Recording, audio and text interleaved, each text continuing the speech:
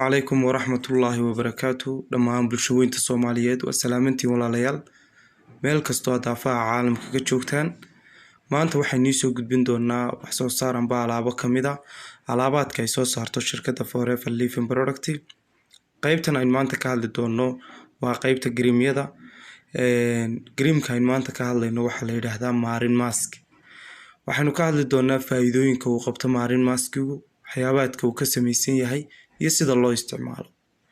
Marin Maskigu waxa uu ka samaysan yahay maadooyin xoog badan oo laga helo badda oo ay ka mid yihiin sida algeyga iyo sea calfka kaas oo laga helo fiitamiino iyo macdano aad u badan sida fiitamiinada A, B1, B2, C, D iyo E iyo macdanaha sida zinkiga iyo iodinka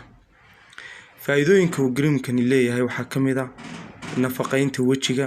dib u cusboonaysiinta wajiga nadiifinta wajiga iyo sidoo kale yareynta saliidda iyo kor u qaadida dhalaalka oo inuu kor u qaado halka dhalaalka wajiga sida ugu haboon ee loo isticmaalo waxa weeyaan qofku marka uu wajigiisa nadiifiyo uu maydho uu wajigiisa saamunti ku maydho ayuu deetana isaga marinayaa isagoo oo si wareegsan uu marinaya saasoo kale ayuu markaa wajigi ugu dhajinayaa marka deetana wuxuu ku deynayaa 15 daqiiqo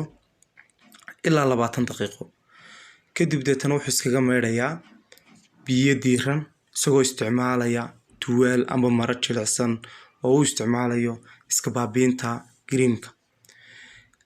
weegi waxa ku filan qofku inuu isticmaalo 2 ilaa 3 jeer xilliyada la isticmaalay ugu fiicanna waa xilliyada ayna cadceedu soo jeedin sida aroortii oo kale amba habeenkii oo kale wassalaamu calaykum waraxmatullaahi wabarakaatuh